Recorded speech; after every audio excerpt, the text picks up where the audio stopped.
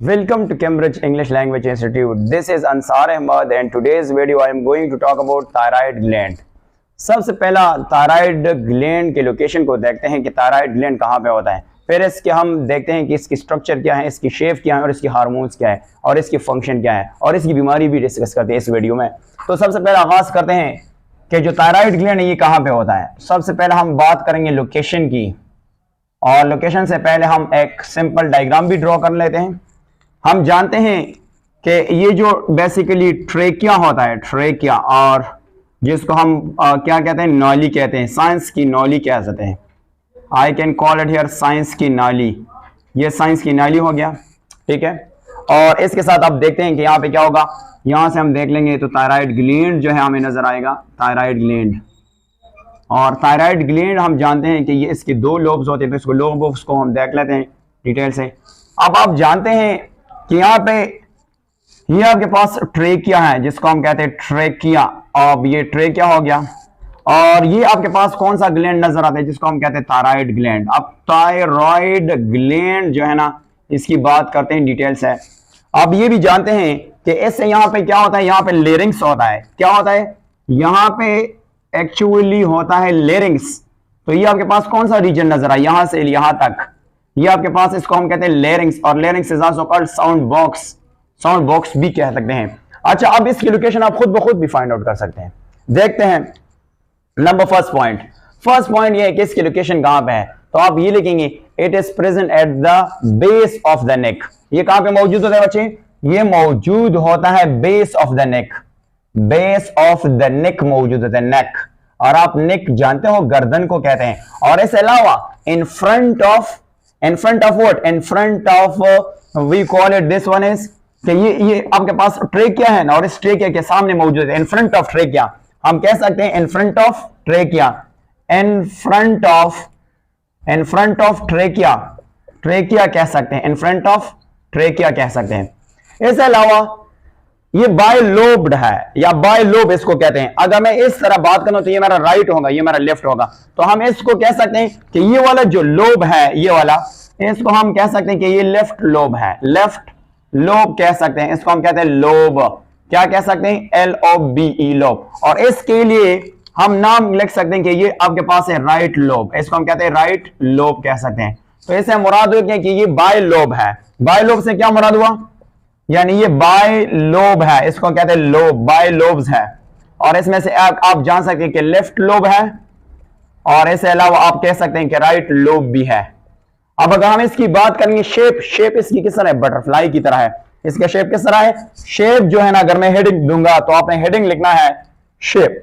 इसका शेप किस तरह है, वो है बटरफ्लाई की तरह, तितली की तरह, जिसको कहते हैं बटरफ्लाई, बटरफ्लाई की तरह है, जिसको कहते हैं बटरफ्लाई। अब हम आते हैं इसकी हार्मोन्स को देखते हैं कि ये कितने हार्मोन सीक्रेट कर, इसकी फंक्शन क्या है। तो यहां पे मैं हेडिंग लिखूंगा, हेडिंग ये है कि ये जो हार्मोन सीक्रेट कर, इसके हार्मोन के नाम क्या है। तो यहां पे हम देख लेते हैं हार्मोन्स। ये आप देख सकते हैं इनकी हार्मोन्स, बेसिकली 3 हार्मोन ये सीक्रेट कर रहा है। कितने टोटल हार्मोन है, 3 हार्मोन सीक्रेट कर रहा है, number first, number second and number third. सबसे पहला हार्मोन का नाम है ट्राई आयोडोथायरोनिन कह सकते हैं, जिसको हम T3 कहते हैं, ट्राई और आयोडो, और इसको कहते हैं थायरोनिन जिसको कहते हैं। और इसके लिए शॉर्टकट हम ये कहते हैं कि ये T3 है। T3 को मैं अभी समझाता हूं, ट्राई आयोडो थायरोनिन जिसको कहते हैं। अब दूसरा बात करेंगे जिसका नाम है टेट्रा, और इसको हम कहते हैं आयो, इसको हम क्या कहते हैं, आयोडो थायरोनिन कह सकते हैं, जिसको हम क्या नाम देंगे, T4 भी कहते हैं। एमडीकेट में पूछ सकता है कि T3 और T4 कहां से सीक्रेट होता है, तो आपने यहां कि ये थायराइड ग्लैंड से। और इस T4 का हम एक और नाम भी कह सकते हैं, कौन सा नाम, थायरोक्सिन भी कह सकते हैं। इसका दूसरा नाम क्या है, थायरोक्सिन भी कह सकते हैं, थायरोक्सिन भी कह सकते हैं। इसका नाम क्या है, थायरोक्सिन, यानी ऑक्सीजन भी कह सकते हैं। ये आपके पास कौन सा हार्मोन हो गया, थायरोक्सिन भी कह सकते हैं, ये वाला हार्मोन। और अब बात करेंगे एक और हार्मोन जिसका नाम है कैल्सीटोनिन भी कह सकते हैं, ये तीसरा हार्मोन है। अब यहां से इसको ट्राई आयोडोथायरोनिन क्यों कहा, नंबर फर्स्ट पॉइंट, इसमें टोटल जो है ना 3 आयोडीन है। कितने आयोडीन है, तो इसलिए इसको नाम रखा, क्या नाम रखा, कि इनमें से T3 भी इसलिए कहा कि इसमें से 3 आयोडीन है। और इसको टेट्रा क्यों कहा, क्योंकि इनमें से कितने आयोडीन है? 4 आयोडीन है। कितने आयोडीन है? 4 आयोडीन है। अब जो फंक्शन ऑफ थायराइड जो है ना इज अ कंबाइनली क्या है, फिर हम एक एक को डिस्कस कर लेते हैं। तो सबसे पहला बात करते हैं फंक्शन ऑफ थायराइड ग्लैंड्स की, कि इसकी फंक्शन क्या है। तो हम यहां से देख लेते हैं। देखो सबसे पहला हेडिंग क्या होगा कि फंक्शन ऑफ थायराइड ग्लैंड क्या है। फंक्शन ऑफ थायराइड ग्लैंड क्या है? थायराइड, और इसका नाम है ग्लैंड। यहां पे मैं देखता हूं क्या इसकी जो टोटल फंक्शन है वो क्या है, एक एक को भी डिटेल से डिस्कस करते हैं अभी।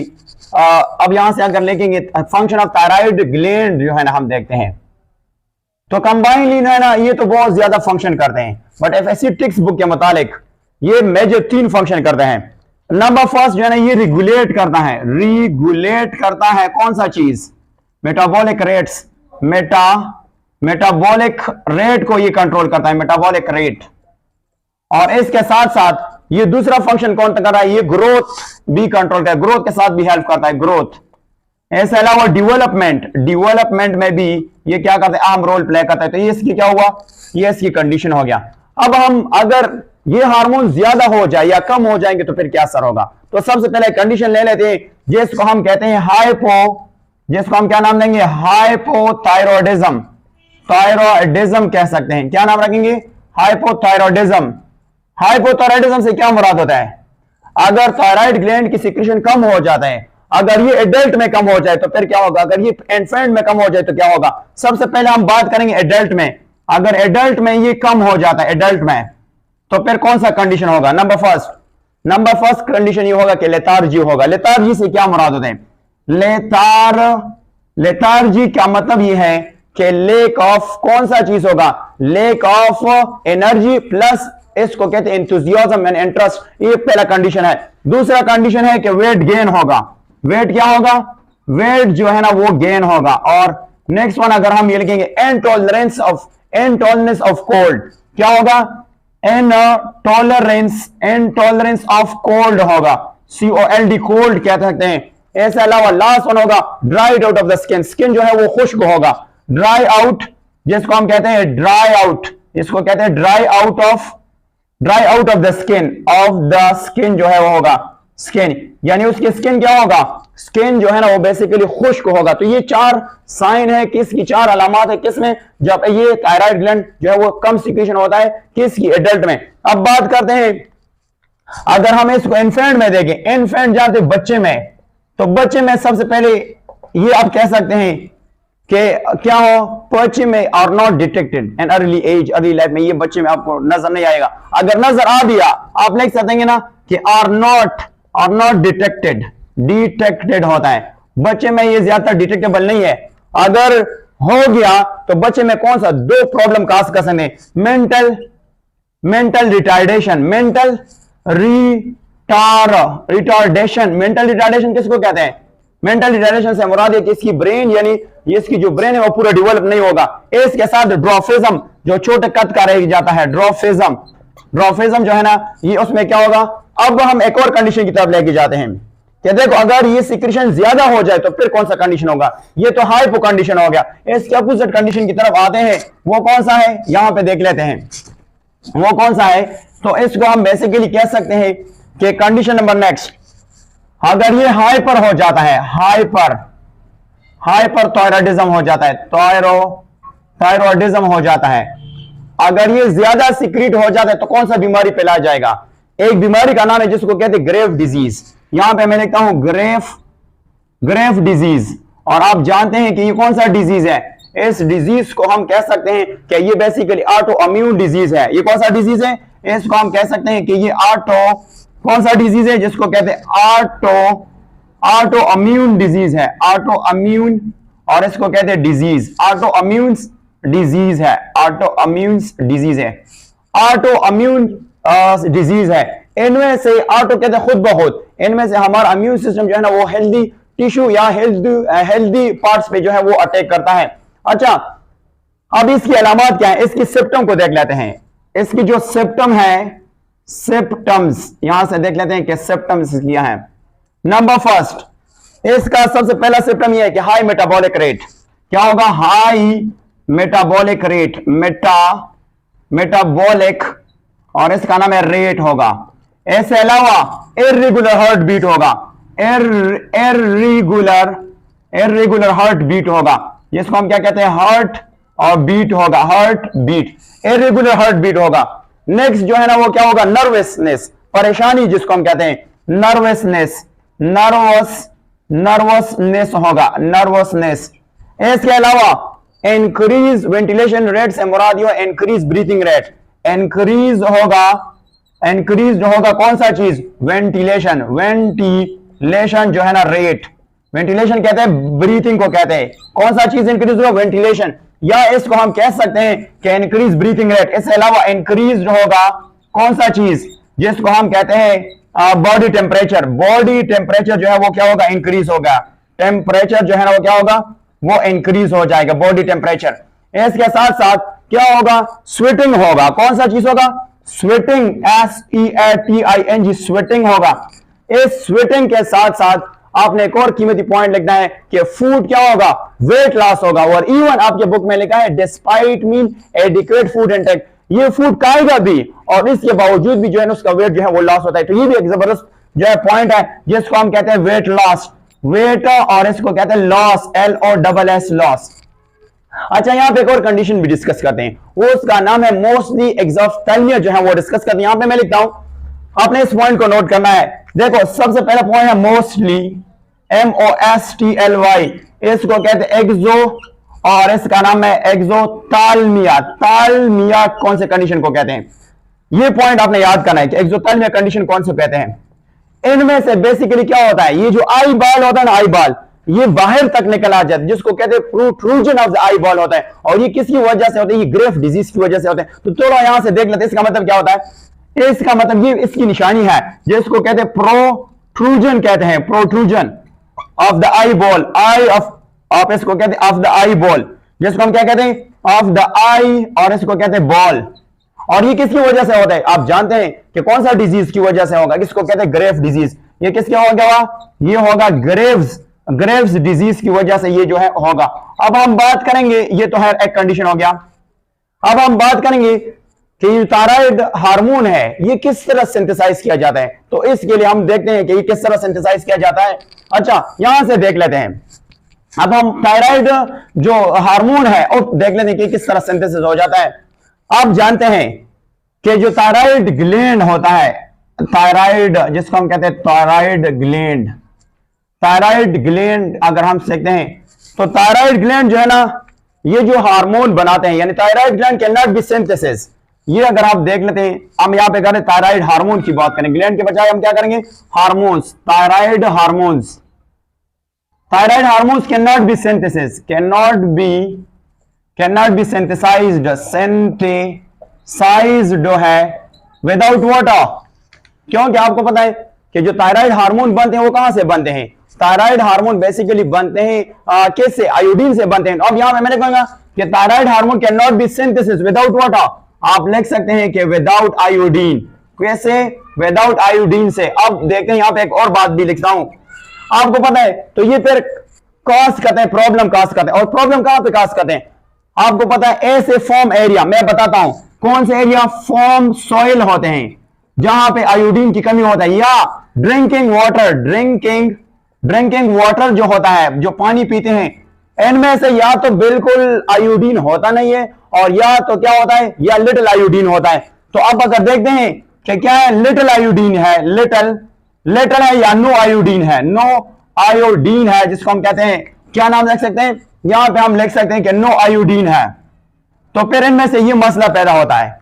क्या मसला पैदा होता है, देखो थायराइड हार्मोन किससे बनते हैं, आयोडीन से बनता है, और जिस जगह पे आयोडीन है नहीं तो फिर थायराइड हार्मोन नहीं बनेगा। जब थायराइड हार्मोन नहीं होगा तो अब जहां पे देखें, ये जो थायराइड हार्मोन है जिसको हम कहते हैं थायराइड हार्मोन जो है ना, थायराइड हार्मोन, ये थायराइड हार्मोन डिक्रीज हो जाएगा, कहां पे, डिक्रीज हो जाएगा, कहां पे, ब्लड में। और ये कौन डिटेक्ट करेगा, आप जानते हैं कि अगर आयोडीन नहीं है तो थायराइड हार्मोन नहीं बनेगा। ये कौन डिटेक्ट करेगा, खून में कम हो गया तो आपको पता है इसके ऊपर हाइपोथैलेमस के नीचे जो है कौन सा ग्लैंड है, जिसको हम कहते हैं एंटीरियर, और इसको कहते हैं पिट्यूटरी ग्लैंड, पिट्यूटरी, जिसको हम कहते हैं पिट्यूटरी ग्लैंड, उसको क्या करेगा, उसकी जिम्मेवारी यह है कि ये डिटेक्ट करेगा। तो ये क्या करेगा, ये इसको डिटेक्ट करेगा, डिटेक्ट करेगा। और जब डिटेक्ट करेगा तो आप जानते हैं पिट्यूटरी ग्लैंड कौन सा हार्मोन सीक्रेट करेगा, आप जानते हैं थायराइड स्टिमुलेटिंग हार्मोन, वो कौन सा, वो टीएसएच सीक्रेट करेगा, टीएसएच।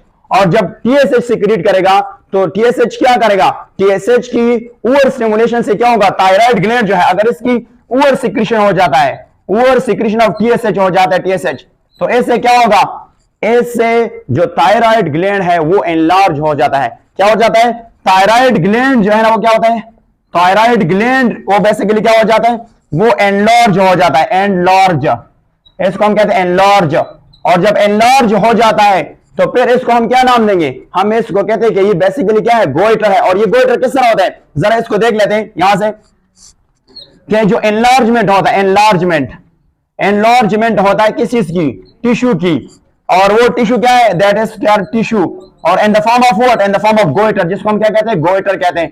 तो सिंपल सी बात ये है कि देखो आपको पता है थायराइड हार्मोन क्या होता है, थायराइड हार्मोन आयोडीन से सिंथेसाइज होते हैं। अगर आयोडीन नहीं है तो थायराइड हार्मोन जो है खून में कम हो जाएगा, एंटीरियर पिट्यूटरी ग्लैंड उसको डिटेक्ट करेगा, वो कौन सा हार्मोन रिलीज करेगा, thyroid stimulating hormone. Thyroid stimulating hormone क्या करेगा, वो जब ज्यादा स्टिमुलेट हो जाएगा तो वो क्या करेगा, उसके पास आयोडीन नहीं है तो थायराइड हार्मोन नहीं बनेगा, जब नहीं बनेगा तो थायराइड ग्लैंड जो है वो क्या होगा, वो साइज में इंक्रीज हो जाए, उसकी टिश्यू जो है वो साइज में इंक्रीज हो जाए, उस बीमारी का नाम है गोइटर। अब यहाँ पे दूसरे हार्मोन की भी बात करेंगे, जो थायराइड ग्लैंड का लास्ट हार्मोन है जिसको हम कहते हैं कैल्सिटोनिन, कैल्सिटोनिन कहते हैं, इसको आते हैं और इसको डिटेल से डिस्कस करते हैं। देखो हार्मोन का नाम नंबर 3 कैल्सिटोनिन क्या है, कैल्सिटोनिन क्या चीज है, इसको देख लेते हैं। ये तीसरा हार्मोन है, इसका बेसिकली क्या फंक्शन है, ये लोअर का था, ये आपको पता है ये कौन सीक्रेट करता है, थायराइड ग्लैंड, और इसका फंक्शन है माइनर, माइनर कहते हैं छोटा सा function, but direct controlling on extracellular calcium. जरा मैं समझाता हूं, ये कौन सा चीज लोअर करता है, आप जानते हैं ये लोअर करता है कैल्शियम को। कहां पे कैल्शियम को लोअर करता है, ब्लड में। यहां पे क्या करेंगे, आपने खून का याद करना है, खून है किस तरह लोअर करेगा। अब यहां पे मैं बताता हूं, आपके पास खून है और अगर खून में कैल्शियम की लेवल राइज हो जाता है तो क्या हुआ, जब यानी यहां पे अगर खून में कैल्शियम ज्यादा हो जाते हैं तो कैल्सिटोनिन जो है ना वो खुद ब खुद सीक्रेट हो जाएगा। क्या होगा, कैल्सिटोनिन जो है ना वो सीक्रेट हो जाएगा, और जब ये सीक्रेट हो जाए इसका जिम्मेवार ये है कि आपने खून में कैल्शियम को कम करना है, तो ये क्या करेगा, ये कैल्सिटोनिन जो है ना, कैल्सिटोनिन ये क्या करेगा, ये कैल्शियम को लेके जाएगा कहां तक, खून से ये लेके जाता और ये कहां पे डिपॉजिट करेगा, बोन में। ये कहां पे डिपॉजिट करेगा, बोन में। यहां से खून से कौन सा चीज उठाएगा, खून से कैल्शियम, क्योंकि इनमें से ज्यादा है और उसका काम क्या है, कैल्सिटोनिन का काम है कम करना। तो ये खून, ये कैल्शियम खून से लेके जाएगा और बोन में डिपॉजिट करते हैं, जिसको हम मिनरलाइजेशन कहते हैं। और आप ये जानते हैं कि ये उसको डिपॉजिट कर देगा, डिपॉजिट कर देगा, जब ये कम हो जाएगा यानी खून में कैल्शियम कम हो जाएगा तो आपको पता कौन सा चीज इनहिबिट हो जाएगा, इनहिबिट हो जाएगा। आप जानते कौन सा हार्मोन, जिसका नाम है, जिसको हम कहते हैं कैल्सिटोनिन। कैल्सिटोनिन जो है वो सीक्रेट हो जाते हैं। और आपने एक और बात भी याद करना है, इसका जो दूसरा हार्मोन है वो पैराथार्मोन, वो इसके अपोजिट काम करता है।